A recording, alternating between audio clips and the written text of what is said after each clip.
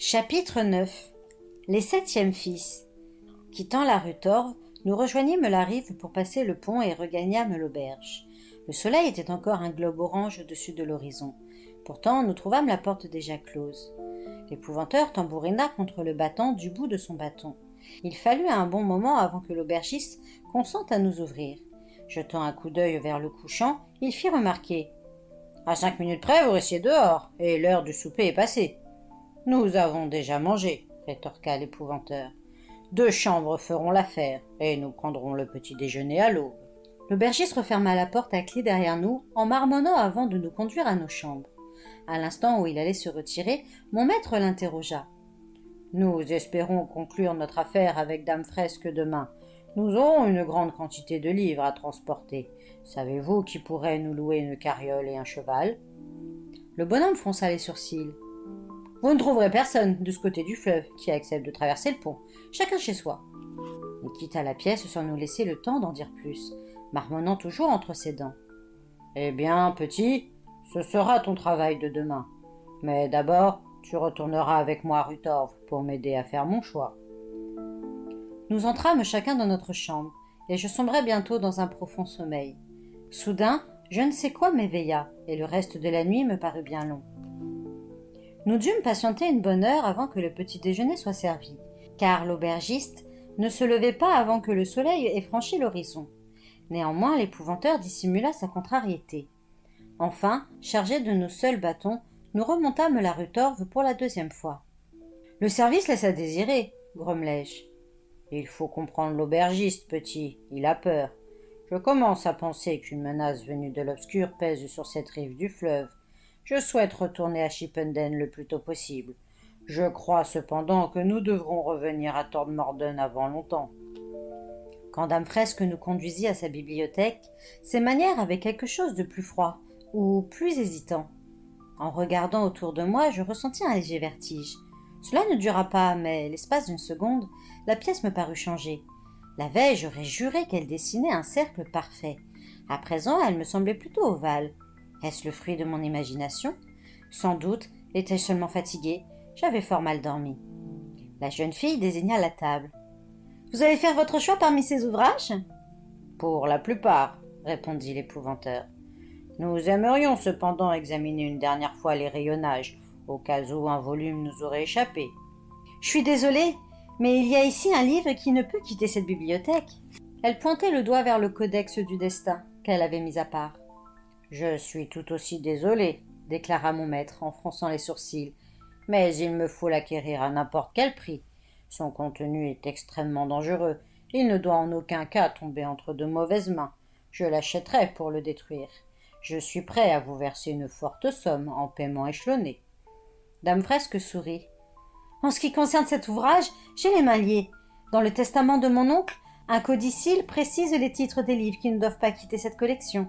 Celle-ci est sur la liste. Chaque année, un notaire vient vérifier la bibliothèque. Si un de ces ouvrages manque, je perds la maison. » Ce ton définitif ne laissait à mon maître aucune marge de manœuvre. « Jude est ici ?» demanda-t-il. « J'aimerais lui parler. »« Il est parti de bonne heure, » répondit-elle en replaçant le livre interdit sur l'étagère. Après quoi, elle nous quitta sans autre commentaire. Nous poursuivîmes notre travail en silence. Je savais que mon maître réfléchissait intensément, mais à part voler le livre, il n'avait pas de solution. Et John Gregory était trop honnête pour jouer les voleurs. Finalement, après une dernière exploration des rayonnages, nous arrêtâmes notre choix sur 350 ouvrages. « Bien, petit, voilà une bonne chose de faite. Traverse le fleuve et trouve quelqu'un qui accepte de transporter ce chargement jusqu'à Chipenden. » Mon bâton à la main, je repris donc la route sous les arbres. Des insectes bourdonnaient dans la tiédeur de cette fin d'après-midi.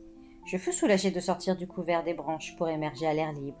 Le ciel était sans nuages, une brise légère soufflait de l'ouest.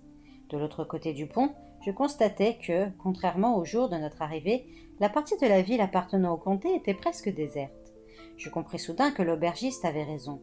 Louer une carriole et un cheval ne serait pas une tâche aisée. Elle se révéla même encore plus difficile que je l'avais pensé. Les 2 premiers hommes à qui je m'adressais s'écartèrent vivement, sans un mot, avec un regard de désapprobation. Les étrangers étaient vraiment mal vus ici. Ou peut-être était-ce mon manteau à capuchon d'épouvanteur qui me valait cette méfiance. Beaucoup de gens nous fuyaient. Certains traversaient même la rue pour éviter de croiser les personnes de notre espèce qui frayaient avec l'obscur. Ce genre de réaction ne m'étonnait plus. Cependant, celle des 2 hommes m'avait paru exagérée. Il y avait un mystère là-dessous. J'eus un peu plus de chance dans l'atelier d'un charpentier. Le bonhomme posa sa scie pour écouter ma requête. Puis il secoua la tête. « Il n'y a personne en ville qui fasse ce travail. Mais le vieux Billy Benson a une charrette, un cheval, et il est toujours à court d'argent. Il sera partant, pourvu qu'on le paye bien. »« Merci, dis-je. Où puis-je le trouver ?»« À la ferme Benson, bien sûr, » répliqua le charpentier, sur un ton qui laissait entendre que tout le monde savait ça. « Sors de la ville par le nord, c'est au bout de la lande. Tu n'auras qu'à suivre le sentier. Le vieux Billy élève quelques moutons rachitiques. »« C'est loin ?»« Tu es jeune et vigoureux. Si tu marches bien, tu auras fait l'aller-retour avant la nuit. » Marmonnant des remerciements, je quittai les lieux au petit trot. L'épouvanteur s'inquiéterait de ma longue absence, mais nous avions besoin de cette charrette, je n'avais pas le choix. Je compris vite que je ne regagnerais pas Todmorden avant la nuit. Il me fallut 2 bonnes heures pour arriver au bout du chemin sinueux à travers la lande. Tandis que je marchais, je tournais de nouveau mes pensées vers Alice, à qui j'avais menti. J'avais le cœur lourd, et l'avenir m'apparaissait sous les couleurs les plus sombres. Je sentais que nos chemins se séparaient. L'usage de plus en plus fréquent qu'elle faisait de la magie noire l'éloignerait de moi.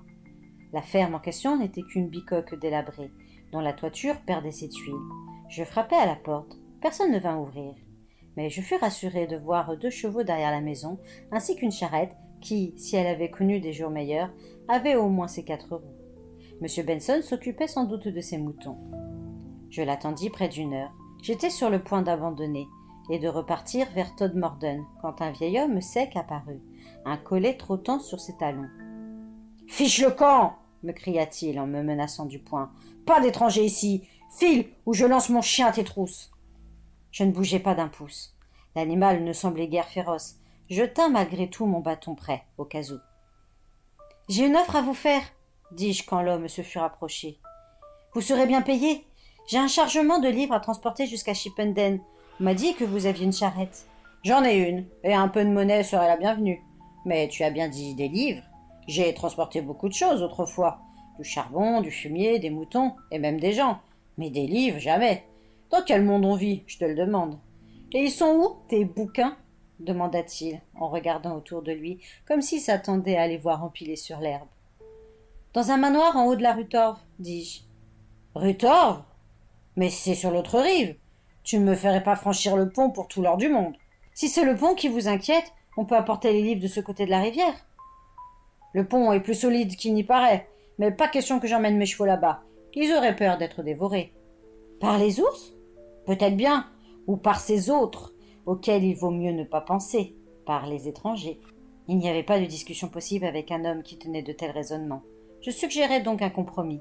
« Accepteriez-vous ce travail si nous transportons les livres de l'autre côté du pont ? » ?»« Oui, tant que le soleil sera haut dans le ciel. Je viendrai demain à midi. Combien vous me paierez ? » ?»« C'est mon maître, John Gregory, qui en décidera. N'ayez crainte, il sera généreux. » Une poignée de main scella notre accord, et je repartis vers Todmorden.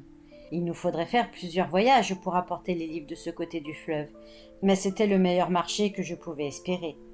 Puis un mot me revint en tête, les étrangers, et un frisson me courut le long du dos. Dans le comté, les gens désignent ainsi les habitants d'un pays voisin. Mais je songeais à Dame Fresque. Elle était une véritable étrangère, originaire de Roumanie, un pays très éloigné de nos frontières, comme son oncle avant elle. L'instinct de l'épouvanteur avait-il vu juste? Cette femme représentait-elle une menace? Était-elle l'une des personnes dont les habitants de cette rive avaient peur? Je m'aperçus soudain que le soleil serait couché dans moins d'1 heure. Je n'atteindrais pas la maison avant la nuit. Je me mis à courir. L'épouvanteur ne resterait sûrement pas là-bas. Non, il retournerait à l'auberge. Mais si j'arrivais après la tombée du jour, je ne pourrais pas y rentrer, sauf si mon maître m'ouvrait la porte en dépit des interdictions de l'aubergiste. Le soleil disparut bien avant mon entrée dans Todmorden. Le temps que j'atteigne l'auberge, il faisait nuit noire. Je frappai à la porte. Les coups résonnèrent dans toute la rue, et j'éprouvai encore une fois cette étrange impression, celle que j'avais ressentie en approchant de la maison de Cosmina, qu'une chose dangereuse et invisible était tapie là, que le monde entier retenait son souffle. Pris de panique, je tambourinai sur le battant avec mon bâton. Je continuai jusqu'à ce que j'obtienne une réponse. Ce ne fut pas celle que j'espérais. Une fenêtre s'ouvrit au-dessus de moi et une voix me cria Fiche le camp, tu vas nous attirer des ennuis avec ce vacarme. C'était l'aubergiste. Il n'avait pas allumé de lampe et son visage demeurait dans l'ombre. Laissez-moi entrer, suppliai-je. Je l'ai déjà dit, personne ne pénètre ici après le coucher du soleil, siffla-t-il. Reviens demain matin, si tu as encore un souffle de vie. Prévenez au moins mon maître, plaidai-je, affolé. Demandez-lui de venir me parler. Tu perds ton temps. Ton maître n'est pas ici, il n'est pas rentré. S'il est chez Dame Fresque, tu ne le reverras jamais.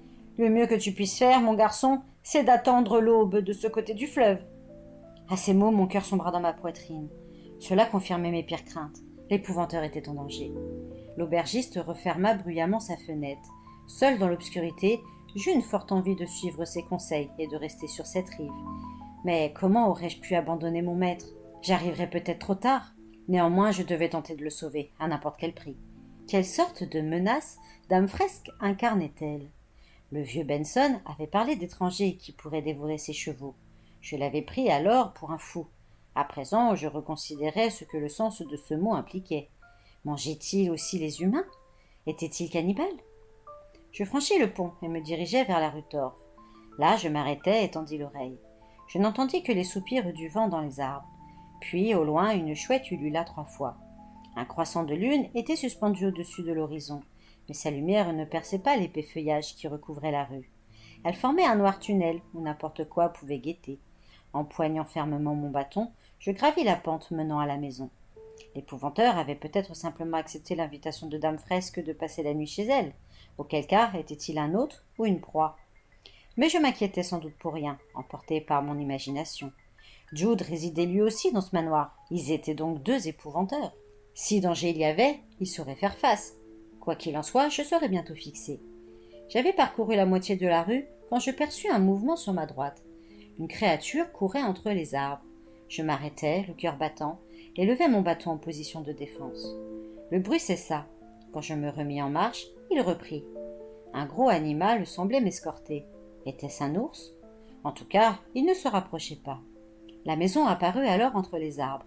Aussitôt, la créature qui m'accompagnait s'évapora. Il n'y avait pas de lumière aux fenêtres, et je ne discernais que la silhouette du bâtiment. Je contournai l'arbre. À mon étonnement, je trouvai la porte grande ouverte, à demi dégondée. Au-delà du seuil, l'obscurité était totale. J'appuyai mon bâton contre le mur, tirai une chandelle de ma poche et allumai avec mon briquet. Je repris mon bâton et pénétrai dans le hall. À la forte odeur de pourriture qui me saisit aux narines, je compris aussitôt que quelque chose n'allait pas. Les lambris étaient recouverts d'une épaisse couche de poussière et la peinture du chambranle le s'écaillait. Le matin, la maison avait paru parfaitement entretenue.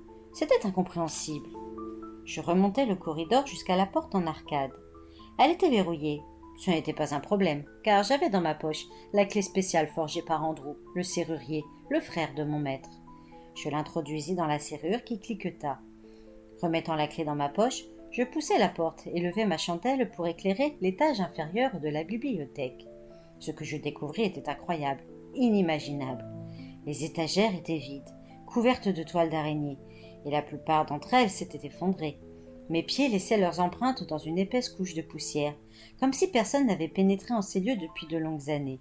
Sur la table, où nous avions empilé les livres que nous avions sélectionnés, il n'y avait rien. Comment était-ce possible? Je m'étais tenue dans cette pièce avec mon maître le matin même. Je levai les yeux vers les galeries supérieures. La lumière de ma chandelle n'atteignait que la première, mais elle paraissait dans le même état d'abandon. Face à de tels changements, je m'interrogeais sur Dame Fresque. La jeune fille s'était-elle montrée sous sa véritable apparence? Était-elle de ces êtres qui se métamorphosent? Qui était-elle vraiment? Soudain, je sentis le froid caractéristique annonçant l'approche d'une créature de l'obscur. Un coup de vent venu de nulle part traversa la salle et souffla ma chandelle. Je fus plongé dans le noir.